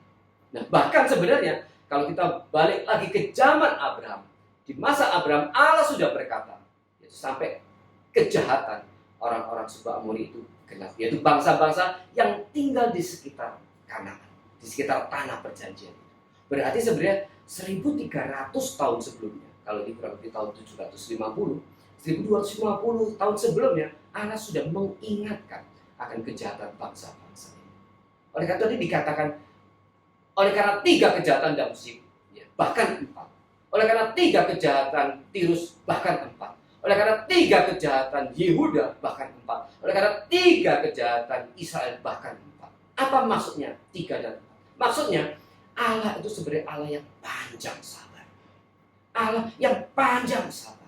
Dan sekali lagi Allah tidak pernah menetapkan satu hukuman sebelum dia memberitahukannya. Dan bahkan kalau kita lihat Allah kita, Allah yang kita percaya, Allah yang selalu lambat menyatakan hukuman kepada seseorang. Dia berkali-kali, tadi kita sudah baca bagaimana Allah juga mengingatkan Israel. Berkali-kali diingatkan. Juga kepada bangsa-bangsa yang lain. Melalui Nabi Yesaya, Allah sudah mengingatkan. Bahkan kalau kita lacak melalui beberapa nabi yang lain, Allah sudah mengingatkan. Nah ini menjadi satu keyakinan buat kita, bahwa Allah yang kita percaya betul-betul adalah Allah yang berdaulat atas sejarah umat manusia. Dia matanya tidak hanya tertuju kepada umat pilihan, tetapi juga kepada bangsa-bangsa yang lain. Nah ini menjadi peringatan hari ini buat rejim-rejim, buat negara-negara di mana yang begitu jahat, yang begitu kotor. Hati-hati, hukuman Tuhan akan tiba kepada mereka. Tadi saya baca kisah seorang warga daripada Korea Utara yang melarikan diri. Dia seorang perempuan. Waktu dia melarikan diri, dia berumur 13. Dan dia melarikan diri bersama ibunya. Dia akhirnya melarikan diri melalui perbatasan China, Korea Utara dan China. Dan kemudian hari itu di musim dingin. Dan mereka begitu kedinginan. Dan kemudian mereka bersusah payah, ibu dan anak berumur 13 dengan ibunya, menempuh padang salju itu. Yang menempuh pada salju sampai akhirnya mereka tiba di China. Dan kemudian mereka, sebelum mereka ke China, dan kemudian mereka akhirnya malah tertimpa oleh kesialan, yaitu nasib yang lain. Kemudian mereka akhirnya jatuh ke tangan yang salah. Mereka bahkan kemudian diperkosa, ibu dan anak itu kemudian diperkosa. Dan kemudian mereka akhirnya melarikan diri ke Mongolia.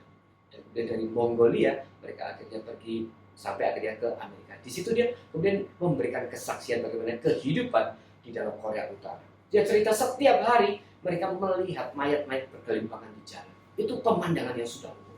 Karena apa? Karena dinasti daripada Kim, ya, sekarang ini Kim Jong-un, mereka menghabiskan uang negara untuk membangun nuklir, membangun kekuatan nuklir. Bahkan si perempuan ini berkata, kalau saja Kim Jong-un mau mengambil 20% saja dana yang dipakai untuk membangun nuklir untuk masyarakatnya, untuk rakyatnya, mereka tidak akan mati kelaparan. Cukup 20% saja dari biaya yang dipakai untuk membangun kekuatan nuklir, rakyat tidak akan kelaparan. Dan dia bercerita bagaimana dia menghadapi kehidupan di Korea Utara begitu sulit. Tiap hari dia melihat di jalan-jalan itu mayat-mayat bergelimpangan, orang yang mati kelaparan, orang yang akhirnya begitu kurus, dan kemudian mereka tidak sanggup lagi untuk makan. Bahkan dia bercerita waktu dia umur 13, dia terpaksa harus makan serangga. Untuk apa? Untuk mempertahankan kehidupannya. Hidupnya begitu sulit. Saudara, hari ini banyak rejim, banyak negara yang masih tidak peduli, pemerintah tidak takut kepada Tuhan. Juga di China. Saudara, bagian ini, Amos ini sekali lagi menegaskan kepada kita. Kita sebagai umat pilihan, kalau kita begitu peduli dengan keadilan atau nasib daripada keadaan, situasi daripada internasional, kita perlu berbesar hati karena Tuhan yang kita percaya, matanya selalu mengawasi daripada kehidupan setiap orang. Sekali lagi, tidak ada pemerintahan, tidak ada kuasa yang tidak berasal dari Tuhan. Tuhan berkuasa membangkitkan kekuasaan, tetapi Tuhan juga berkuasa untuk meruntuhkan sebuah kekuasaan. Seperti yang dia lakukan di dalam kitab Perjanjian Lama. Nanti dia akan memakai Asyur untuk menghukum Israel. Dia bangkitkan Asyur, tetapi ketika Asyur sudah melampaui sesuatu yang Tuhan izinkan terjadi, dan Asyur bertambah jahat, maka kemudian nanti Tuhan bangkitkan Babel untuk meruntuhkan Asyur. Tetapi ketika kemudian Babel juga akhirnya melampaui batas yang sudah Tuhan tetapkan, maka nanti Tuhan akan bangkitkan Persia untuk meruntuhkan Babel. Demikian juga nanti Persia ketika dia sudah melampaui batas yang Tuhan tetapkan, maka Tuhan akan membangkitkan Yunani dan nanti Roma. Saudara, tidak ada satupun kekuasaan di muka bumi ini yang tidak berasal dari Allah.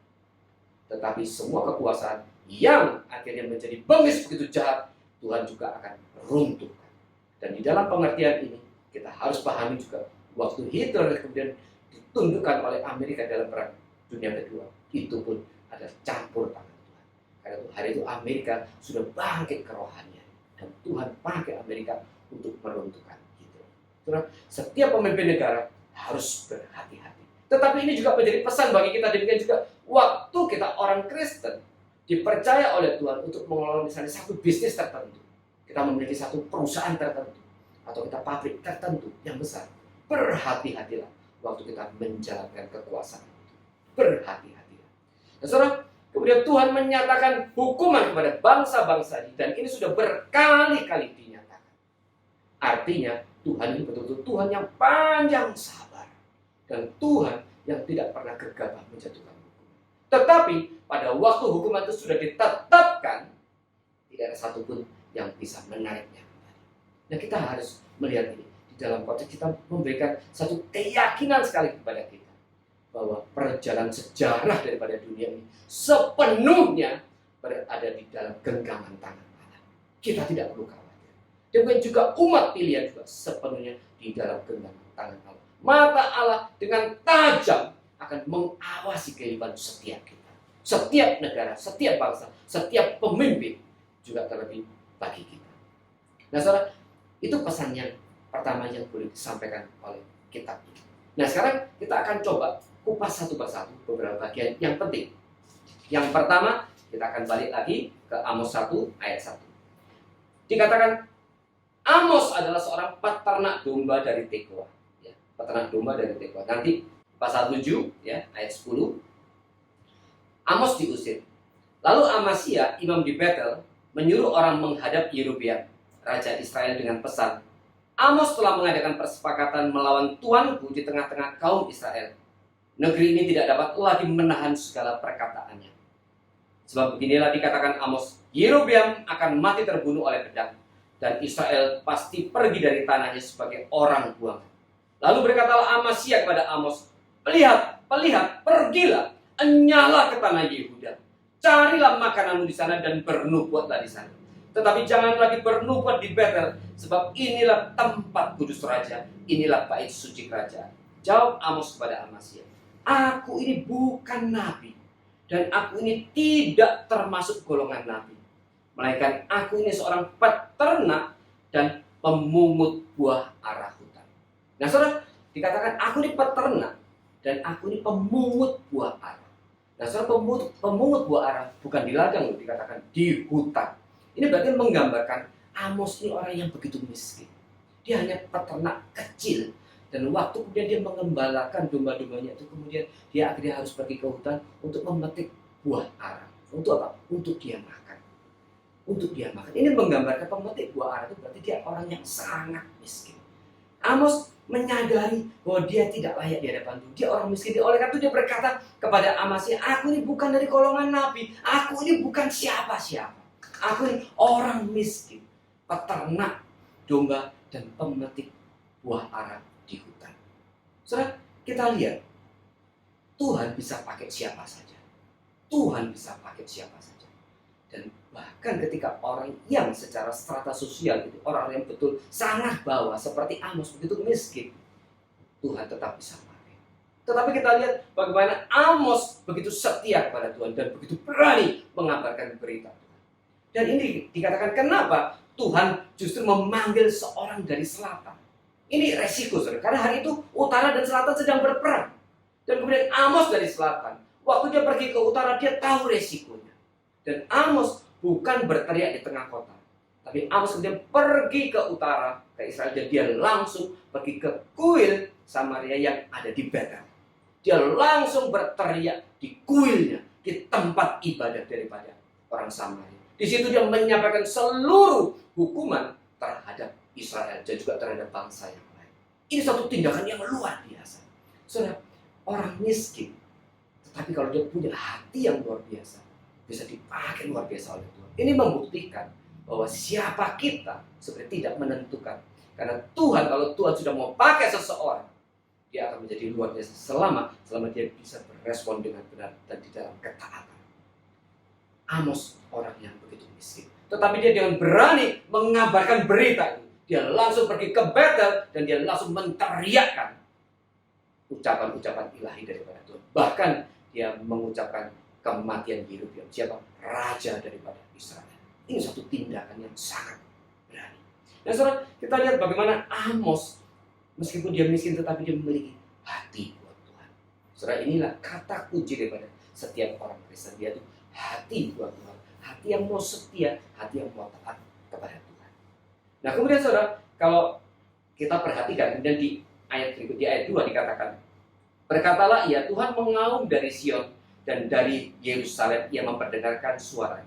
Nah, kenapa Tuhan juga memilih Amos yang dari selatan? Ini mungkin menggambarkan betapa rusaknya terjadi di utara. Sehingga seakan-akan kemudian di utara itu tidak ada orang yang sedang layak dipilih, layak dipakai oleh Tuhan. Sehingga dia harus memilih satu orang dari selatan. Meskipun hari itu di selatan juga terjadi kerusakan, tetapi kerusakan yang di selatan tidak sebesar di utara. Dan saya katakan, Allah menegur Yehuda di bagian Amos ini hanya dengan 2 ayat saja. Tetapi menegur Israel kerajaan utara sampai berpasal-pasal. Ini mungkin menggambarkan bahwa keadaan di Yehuda tidak separah daripada di utara. Dan nanti kita lihat akhirnya Yehuda ditegur oleh Allah dan mereka bertobat. Sehingga kemudian Allah dalam kutip tidak menghukum selatan secepat dia menghukum utara. Dan nanti utara ini dihukum tahun 721, kemudian Asyur menghancurkan kerajaan utara. Dan setelah itu utara tidak pernah lagi disebut di dalam Alkitab. Dan kemudian orang utara masuk dalam pembuangan. Selatan bertobat, Allah masih selamatkan selatan. Tetapi nanti selatan kemudian berdosa kembali dan Allah tegur kembali selatan. Tetapi kemudian selatan pada akhirnya juga tidak mau bertobat. Maka kemudian tahun 586 sebelum Masehi, maka kemudian Allah memakai Babel untuk menghukum selatan. Jadi kurang lebih ada beda kira-kira 140 tahun.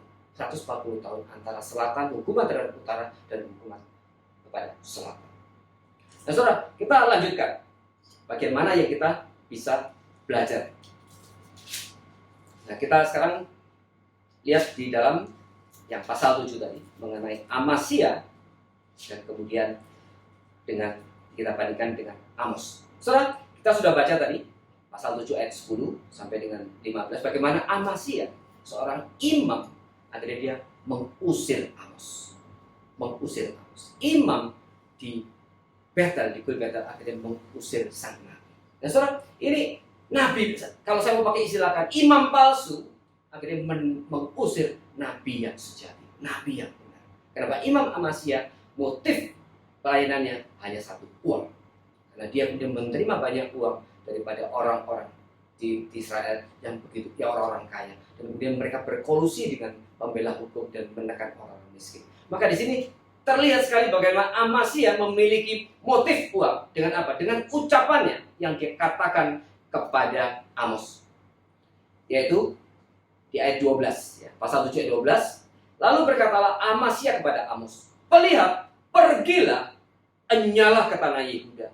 Carilah makananmu di sana dan bernubuat dari sana.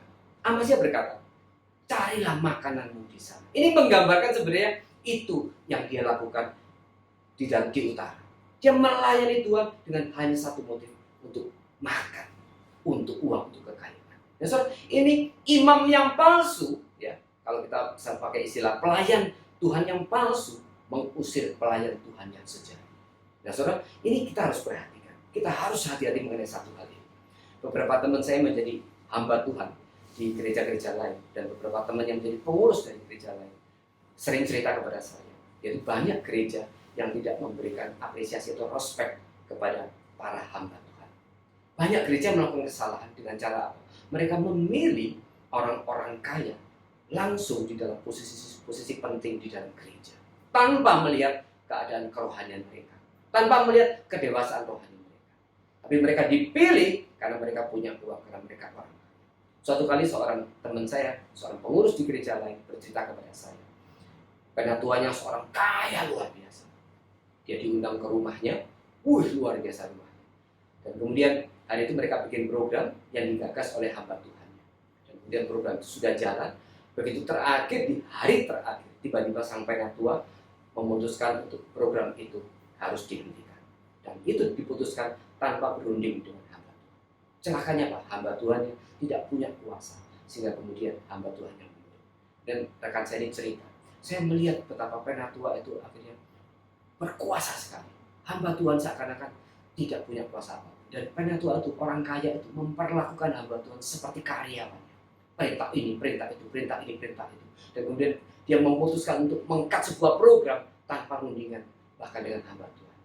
Dan hamba Tuhannya tidak punya kuasa apapun untuk sampai Tuhan. Dan akhirnya rekan saya ini memutuskan dia untuk berhenti dari kepengurusan. Nah saudara, ini banyak gereja yang tidak menyadari waktu mereka memperlakukan hamba Tuhan dengan seenaknya.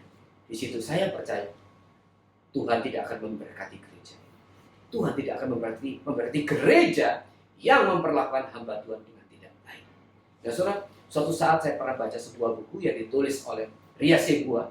Dia seorang misionaris dari UMF yang pelayan di pedalaman Filipina. Dia menulis sebuah buku berjudul Jangan Jamah Hamba Tuhan. Jangan jamah hamba Tuhan. Dia mau mengambil satu bagian ayat di dalam perjanjian lama. Itu menegaskan bagian itu betapa Tuhan memelihara hambanya yang setia dan benar. Dan itu kemudian menjadi satu judul dalam bukunya karena dia mengalami waktu dia di Filipina itu 3 kali dia mau dibunuh oleh penduduk pedalaman. Dan waktu penduduk itu 3 kali pisau besar parang itu sudah di tangan. Dan jarak dengan Ria Segua sudah hanya beberapa meter saja. Dan parang itu sudah siap ditebaskan ke kepala atau tubuh daripada Ria Segua. Tetapi kemudian 3 orang yang hendak bunuh dia, akhirnya mereka bertobat. Dan setelah mereka bertobat, mereka memberikan kesaksian. Mereka tidak mengerti kenapa waktu begitu sudah dekat, hanya tinggal 1-2 meter dengan Ria Segua, mereka seperti nggak kuat angkat parang. Mereka seperti tidak punya tenaga untuk membawa parang itu menebas Ria Segua. 3 mengaku hal yang sama. 2 kali terjadi di luar ruang ibadah. 1 kali terjadi di ruang ibadah. Waktu Ria Segua sedang berkhotbah, kemudian tiba-tiba ada seorang penduduk dari belakang maju membawa parang, dia mau tebas Ria Segua. Tetapi anehnya, waktu sudah dekat, dia tidak bisa angkat parang. Yang seorang lagi lebih luar biasa. Berpuluh-puluh meter dia mendekati Ria Segua. Dan sebelum itu dia tebas pagar, dia tebas pohon bambu, semuanya tebas sebelum dia dekat ke Ria Segua. Begitu dekat, dia tidak mampu angkat parang itu. Dan kemudian 3 orang itu bertobat. Saudara, Ria Segua menulis, jangan jamah hamba Tuhan. Dan ini menjadi perhatian buat kita semua, juga buat semua gereja. Harus tetap memberikan respect, hormat kepada setiap hamba Tuhan. Jangan ulangi, jangan kita melakukan kesalahan-kesalahan yang sama seperti banyak gereja. Mereka kemudian mengambil orang-orang kaya saja, kemudian menjadi pejabat-pejabat penting dalam gereja tanpa melihat kerohanian mereka, tanpa melihat kedewasaan mereka. Mereka yang sudah terbiasa berpikir uang adalah kekuasaan, maka mereka berpikir mereka sudah berkuasa. Jadi kita harus hati-hati.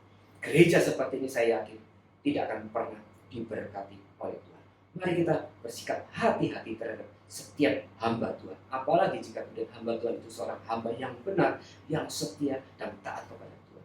Kita harus memberikan respect besar kepada hamba Tuhan seperti ini. Amasya mengusir Amos. Dan kemudian nanti Amos pergi. Amos ini pelayanannya hanya sebentar saja. Diperkirakan hanya kurang lebih 5 tahun. Tapi kemudian nanti Amos kembali lagi ke selatan dan kemudian utara dihancurkan oleh Tuhan. Nah saudara, itu bagian yang kedua. Bagian yang ketiga, kita bisa belajar dari pasal 6. Pasal 6 berjudul rasa tentram yang palsu. Saya akan bacakan beberapa ayat ya.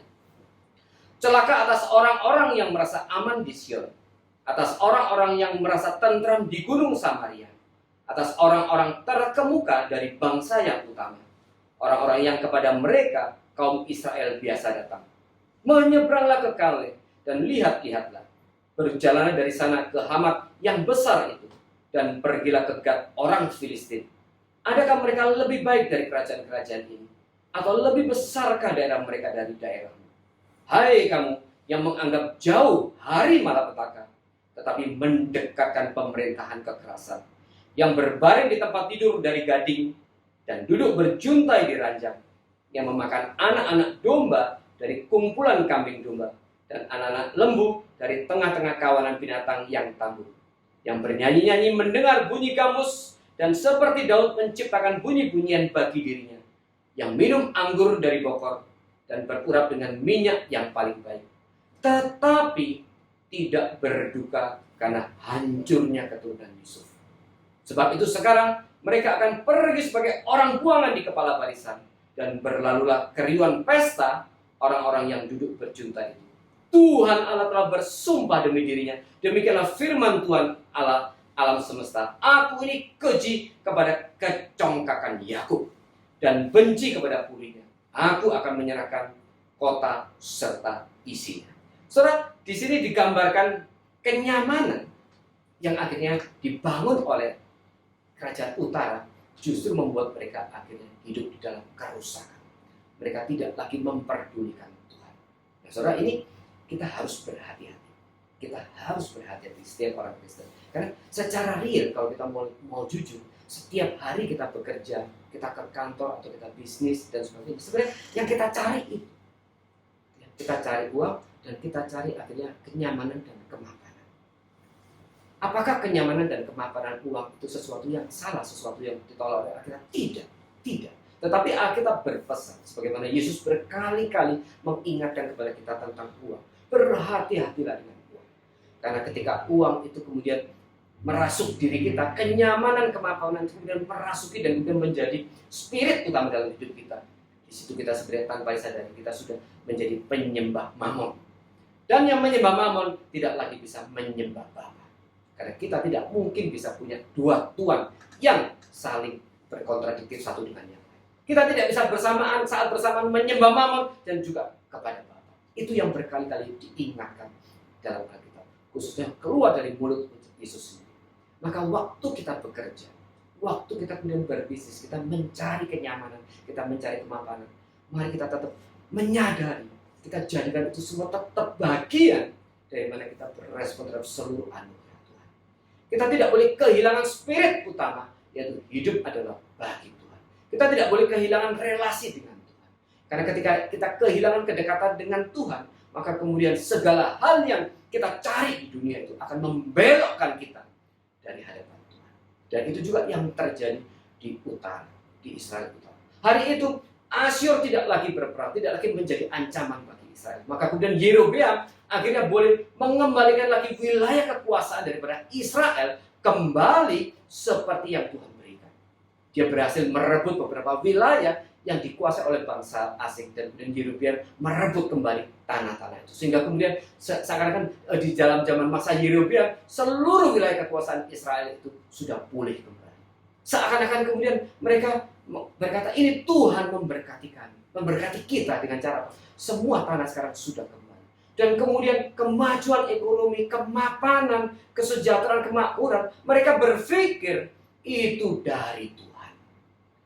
Mereka berpikir itu dari Tuhan. Sehingga kemudian mereka dikatakan di ayat 3, hai kamu yang menganggap jauh hari malapetaka, tetapi mendekatkan pemerintahan kekerasan.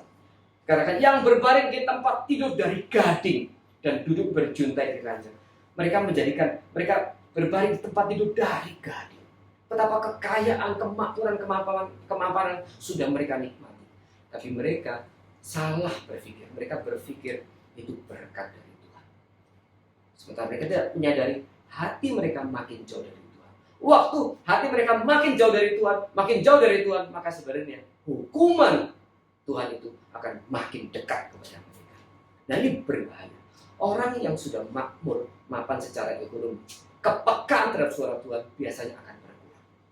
Nah, itu tanda bahwa dia sudah mulai dikuasai oleh yang namanya mammon. Hati-hati, saudara. Kenyamanan, sekali lagi, keuangan, kemapanan bukan menjadi satu musuh Alkitab. Bukan, tetapi Allah tidak ingin kita menyerahkan hati kita, hidup kita untuk uang. Uang perlu. Ya. Tidak ada gereja yang tidak perlu. Uang perlu, tetapi uang bukan nomor satu. Sekali lagi, uang bukan nomor satu.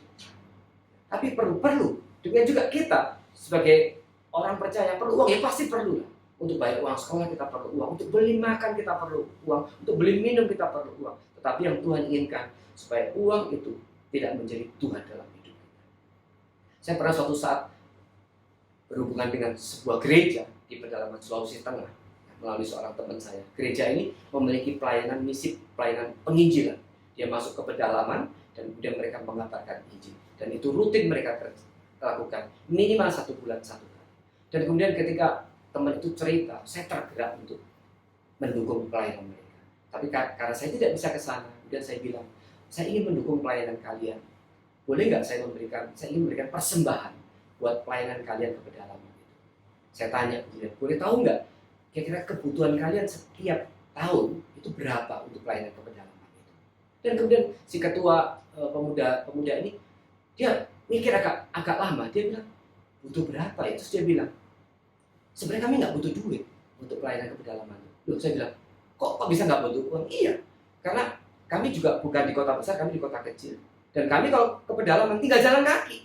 Dan kami nggak naik mobil, nggak naik bus. Kami tinggal jalan kaki masuk ke tengah hutan dan kemudian jalan untuk kurang lebih setengah hari menyeberangi sungai, naik gunung. Dan nggak perlu uang. Kami bawa uang ke sana juga buat apa katanya. Jadi kalau engkau tanya ke saya, gereja kami perlu uang berapa untuk pelayanan ke pedalaman? Nggak perlu katanya. Nah, saudara, ini membuktikan pelayanan pun tanpa uang bisa dilakukan. Tapi saya lihat mereka punya hati untuk melayani Tuhan. Saudara, ini mengajarkan kepada kita sekali lagi, uang memang kita perlu. Semua gereja juga memerlukan uang. Tetapi jangan pernah jadikan uang itu sebagai yang nomor satu, sebagai yang paling penting. Yang paling penting kita harus punya hati yang mencintai Tuhan, hati yang mau melayani Tuhan.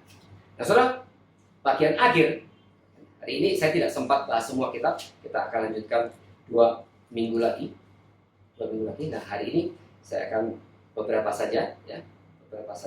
Kita sekarang lihat pasal 4 ayat 4 sampai dengan 5. Judul perikopnya adalah ibadah orang Israel adalah ibadah jahat. Datanglah ke Betel dan lakukanlah perbuatan jahat. Ke Gilgal dan perhebatlah perbuatan jahat. Bawalah korban sembelihanmu pada waktu pagi dan persembahan persepuluhanmu pada hari yang ketiga. Bakarlah korban syukur dari roti yang beragi dan maklumkanlah persembahan-persembahan sukarela, siarkanlah itu. Sebab bukankah yang demikian kamu sukai, hai orang Israel? Demikianlah firman Tuhan Allah. Saudara, ini bagian yang ironis sekali. Karena ini bagian ini menegaskan bahwa semakin mereka beribadah, ternyata semakin besar perbuatan jahat mereka. Jadi dikatakan datanglah ke Betel, tempat mereka beribadah, dan lakukanlah perbuatan jahat ke Gilgal. Mereka beribadah. 2 tempat Betel dan Gilgal. Dan perhebatlah perbuatan jahat. Perhebatlah perbuatan jahat. Nah, saudara, kalau ibadah dilakukan tapi tidak dengan hati yang tulus, hati yang murni, itu menjadi satu kejahatan di hadapan Tuhan. Nah, hari ini kita diingatkan sekali lagi. Hari ini kita ibadah online. Memang banyak gereja yang terus sudah melakukan ibadah offline, tapi kita sendiri masih tetap melakukan ibadah online. Dan suatu saat memang saya pernah berpikir kita harus mulai ibadah offline. Hari itu sebenarnya rencananya sudah dimulai di minggu kedua bulan Juni. Waktu di pertengahan Juni, saya punya keyakinan ini tidak baik ibadah online. Kenapa? Karena ini bisa merusak sikap orang beribadah. Dan ini kalau terus dilanjutkan, maka sikap ibadah kita akan makin rusak. Nah, saya khawatir itu. Itu yang saya khawatirkan. Jika kemudian saya berkata waktu itu kepada Musa, ini sebaiknya kita sudah mulai ibadah offline, dan hari itu juga Musa setuju. Maka kemudian saya berbicara kepada pengurus, kita mulai ibadah offline dengan jumlah yang sangat dibatasi, dan kemudian kita akan memenuhi seluruh protokoler kesehatan. Dan hari itu sudah dirancang dan sudah diputuskan kita akan ibadah offline. Tapi anehnya waktu makin dekat dengan hari-hari, saya merasa tidak damai sejahtera. Saya tidak merasa damai sejahtera. Dan kemudian saya bicara lagi dengan Musa, kok saya tidak merasa damai sejahtera. Dan kemudian di dalam percakapan itu, tiba-tiba saya seperti terpikir begini, ini pandemi ini juga kita bisa artikan sebagai hukuman Tuhan buat semuanya, orang pilihan maupun umat tidak pilihan, termasuk kepada gereja. Dan saya pikir hukuman Tuhan itu seringkali menjadi sebuah ujian, ya, menjadi sebuah ujian, khususnya bagi orang percaya. Apakah di dalam masa ujian ini kita akan tetap bisa bertahan atau tidak? Tiba-tiba saya berpikir, mungkin dengan ibadah online ini, anggaplah ini banyak gereja yang mengeluhkan karena kemudian banyak jemaatnya yang memiliki sikap ibadah yang kemudian salah di dalam ibadah online. Ini seperti, saya merasa ini masa ujian yang Tuhan berikan seperti belum selesai sebenarnya. Kenapa belum selesai? Karena kita lihat misalnya di Jakarta, di Indonesia makin besar, makin besar. Terus kalau kemudian tiba-tiba kita putuskan untuk offline, saya merasa tiba-tiba seperti kita sedang menginterupsi satu rencana dan kehendak Tuhan. Saya tiba-tiba terpikir begitu. Terus saya bicara sama Musa, apa kalau kita offline, jangan-jangan kita sedang menginterupsi ujian yang Tuhan berikan. Ini sebenarnya belum saatnya kita interupsi, karena ujian ini belum selesai. Dan kita sebenarnya para hamba Tuhan ada kekhawatiran, jangan sampai sikap ibadah daripada jemaat itu akhirnya menurun atau kemudian menjadi rusak. Itu yang kita khawatir. Tetapi kalau Tuhan justru menjadikan ini sebagai satu ujian, nanti setelah pandemi ini selesai, mana orang yang Kristen sejati, mana yang tidak. Orang yang mungkin ibadahnya, sikap ibadahnya makin rusak. Mungkin suatu saat ketika ibadah offline sudah dilakukan, dia mungkin sudah tidak punya lagi semangat untuk datang beribadah. Mungkin Tuhan justru maksudkan itu. Yaitu apa? Dia akan menyaring mana Kristen sejati dan mana Kristen yang tidak sejati. Dan akhirnya saya bicara lagi dengan Musa, dan akhirnya Musa sepakat. Oke, kalau gitu offline tunda. Oleh karena itu sampai hari ini kita masih ibadah online. Nah, saudara, sekali saya ingin mengingatkan kepada kita semua, ini ibadah online. Tetapi jangan lupa ini juga tetap ibadah.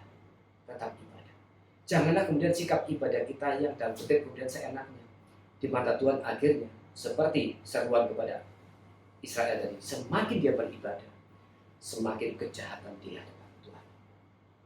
Mari kita terus menjalani ibadah online ini betul-betul dengan sikap takut, hormat kepada Tuhan. Kita menjalani ibadah ini dengan ibadah yang selayaknya, ibadah yang menyenangkan hati Tuhan. Sediakan waktu yang khusus, siapkan baik-baik seperti kita sedang beribadah offline. Siapkan dirimu, mari kita berpakaian juga yang layak, kasih suasana yang betul-betul kita bisa konsentrasi fokus kepada ibadah. Karena kalau kita menjalani ibadah kita dengan seenaknya, seperti bagian yang sudah kita baca tadi, makin kita beribadah, makin besar kejahatan yang sudah kita lakukan di hadapan Tuhan. Mari saudara, kita mengevaluasi diri kita sekarang. Saya berharap jemaat Batu Hidup tetap bisa melakukan ibadah online dengan sebaik-baiknya, dengan hormat dan takut akan Tuhan. Jangan lupa, ini adalah masa ujian yang Tuhan berikan kepada kita semua, khususnya kepada umat pilihan. Saya berdoa, saya berharap Batu Hidup, gereja Batu Hidup, setiap jemaatnya akan berhasil melalui ujian ini dengan baik. Dan setelah pandemi ini selesai, gereja kita akan menjadi gereja yang makin kuat, yang makin teguh. Karena apa? Karena kita sudah berhasil melalui ujian ini dengan baik. Oleh karena itu, di masa pandemi ini kita justru, saya bersuka cita karena apa? Karena banyak kegiatan yang justru makin intens dilakukan. Hari ini setiap minggu kita sekurang-kurangnya ada 4 kegiatan. Ibadah hari Minggu, ya. Kemudian kita ada komsel, kemudian kita juga ada persekutuan doa, dan ada PA. Dan ini kiranya terus menjadi satu bagian di mana fondasi daripada iman kita terus dibangun. Dan nanti pada saatnya ketika kita sudah berhenti dari menjalani masa pandemi ini, dan kita berhasil melalui dengan baik, saya percaya fondasi iman daripada gereja ini akan makin kokoh. Dan waktu fondasi itu makin kokoh, kita harus bersiap untuk berikutnya itu apa? Tugas yang makin besar yang akan Tuhan berikan kepada kita. Tapi mari kita terus bersuka cita. Kalau Tuhan terus percayakan kepercayaan yang lebih besar, tugas yang lebih besar, itu artinya pelayanan kita berkenan kepada Tuhan. Mari saudara, kita terus pelihara iman kita di masa pandemi ini. Kedekatan kita dengan Tuhan terus kita pelihara. Kesetiaan kita untuk membaca Alkitab, untuk bersaat teduh, untuk berdoa, untuk mengikuti setiap kegiatan pelayanan yang gereja ini lakukan. Baik itu kebaktian hari Minggu, komsel, persekutuan doa, dan juga PA. Mari kita ikuti dengan setia dan taat. Sediakan waktu yang terbaik. Ini adalah waktu kami bersekutu. Jangan biarkan hal-hal yang lain mengganggunya. Saudara, kiranya firman Tuhan memberkati kita semua. Mari kita masuk di dalam doa. Tuhan, terima kasih Bapak untuk firman Tuhan pada pagi hari ini. Sekali lagi boleh mengingatkan kami akan beberapa hal, khususnya bagaimana kerohanian kami terus akan dibentuk oleh Tuhan. Kami berdoa sekali lagi untuk pandemi ini. Kami mengucap syukur jikalau melalui pandemi ini kehendak dan rencana Tuhan boleh dinyatakan. Dan kami berdoa buat setiap orang-orang percaya, kiranya mereka tetap boleh menjalani masa pandemi ini dengan sikap ibadah yang baik. Mereka terus dengan tekun untuk membangun dirinya, membangun imannya, supaya ketika pandemi ini selesai, mereka menjadi orang Kristen yang lebih kuat lagi, yang lebih beriman kepada Tuhan. Dan mereka menjadi orang-orang yang siap, sebagaimana Amos siap dipakai oleh Tuhan. Bahkan ketika dia harus meresikokan nyawanya sendiri, dia harus pergi ke utara, ke tempat di mana itu menjadi lawan daripada tempat dia asal.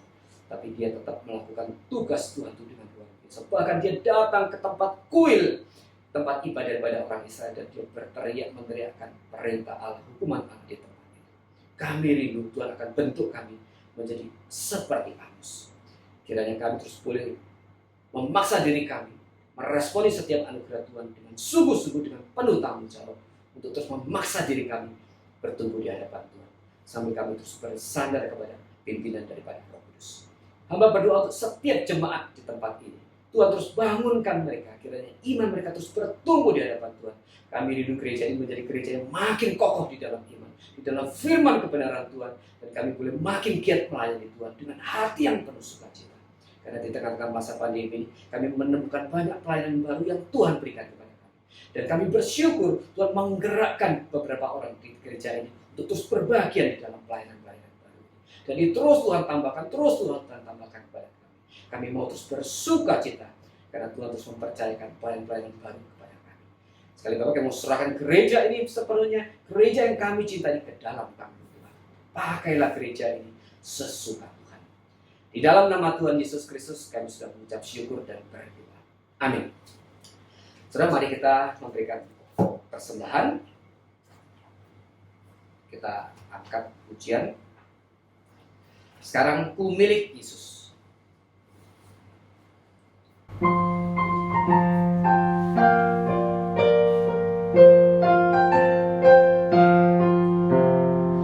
Tuhan Yesus mengasihi aku, tak kuasa lain mengalahkan Dia. Yesus berkorban bagi aku, sekarang ku miliknya. Sekarang ku milik Yesus, Yesus milikku. Bukan untuk sementara, tapi selamanya. Dulu ku tersesat dalam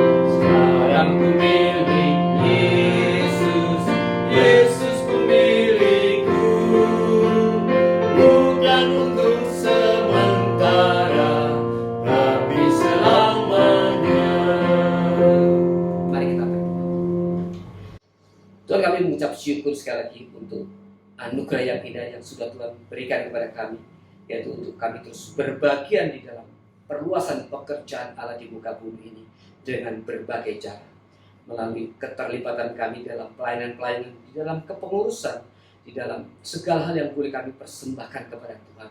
Waktu kami, tenaga kami, pikiran kami, juga sedikit daripada uang yang sudah Tuhan berikan kepada kami. Seperti pada saat hari ini, Tuhan memberikan sekali kesempatan kepada kami untuk mempersembahkannya kepada Tuhan. Mohon Tuhan berkati. Kiranya ini boleh menjadi hal yang menyenangkan hati Tuhan, karena kami mempersembahkannya dengan segala sukacita. Di dalam nama Tuhan Yesus Kristus, kami sudah mengucap syukur dan berdoa. Amin.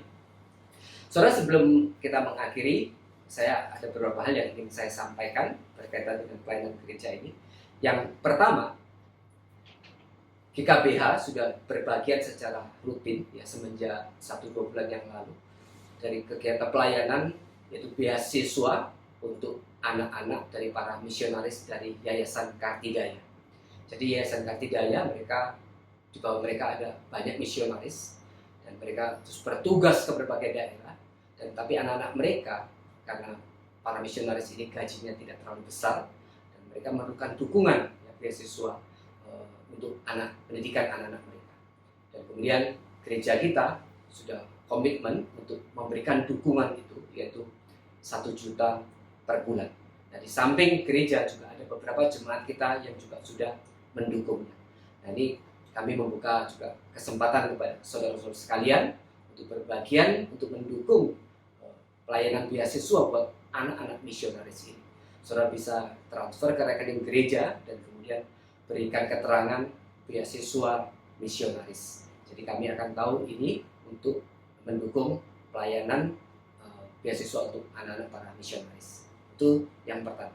Kemudian yang kedua, kami sekali lagi mengundang saudara untuk hadir dalam persekutuan doa. Waktu kita menekuk lutut bersama-sama menyatukan hati berdoa untuk pekerjaan Tuhan, itu hal yang sangat menyenangkan hati Tuhan. Jangan lupa setiap hari Rabu jam 7 malam. Dan mulai Rabu ini, format persekutuan doa akan dikembalikan seperti sebelum masa pandemi, yaitu seorang liturgis akan memimpin dan kemudian kita berdoa bersama-sama. Karena ada beberapa jemaat yang mereka takut, mereka tidak memiliki keberanian untuk berdoa di depan umum, sehingga kemudian karena alasan itu mereka tidak menghadiri persekutuan doa online. Tapi saya beritahukan kepada saudara, mulai minggu ini format persekutuan doa akan dikembalikan seperti semula, yaitu liturgis akan memimpin dan kita akan berdoa bersama-sama untuk setiap pokok doa. Jadi liturgis tidak akan lagi meminta 1-2 orang untuk mendoakan satu pokok doa tertentu, tapi kita bersama-sama mendoakan semua pokok doa. Harapannya saudara juga akan bisa bergabung lebih banyak lagi. Sekali lagi, kita berdoa bagi pekerjaan Tuhan, itu hal yang sangat menyenangkan hati Tuhan. Itu saja yang ingin saya sampaikan.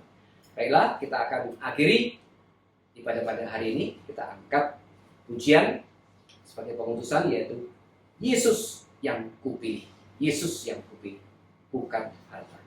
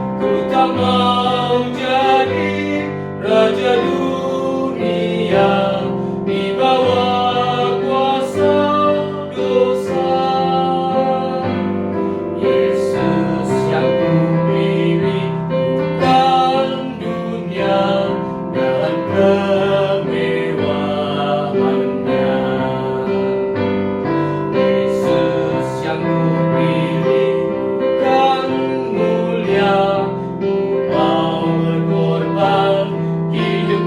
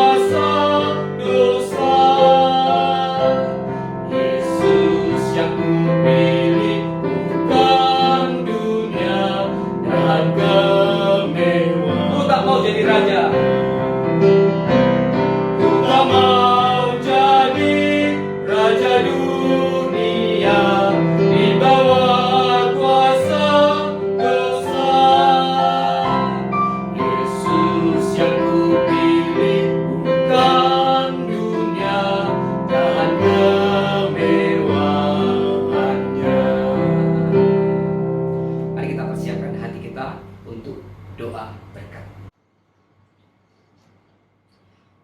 Sidang jemaat yang dikasihi Allah, arahkan hatimu kepada Tuhan dan terimalah berkat daripadanya. Kiranya anugerah, karunia dan damai sejahtera yang dari Allah Bapa, kasih dan keselamatan yang dari Allah Anak, yaitu Yesus Kristus yang sudah mati di atas kayu salib dan bangkit mengalahkan kuasa maut, penyertaan, terang, teguran, penghiburan, kekuatan dan pimpinan dari Allah Roh Kudus, hari ini berkat dari Allah Tritunggal dicurahkan bagi kita dan akan menyertai kita sampai kita bertemu dengan Tuhan muka dengan muka. Amin. Doxo.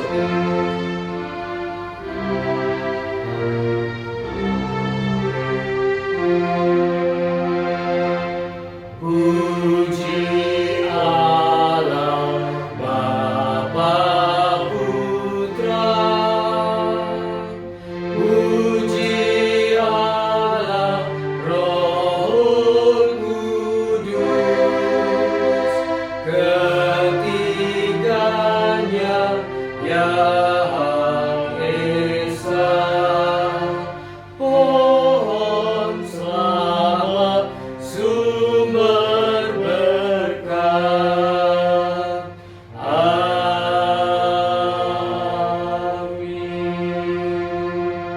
Kiranya Tuhan memberkati kita semua. Sampai bertemu ibadah minggu depan. Amin.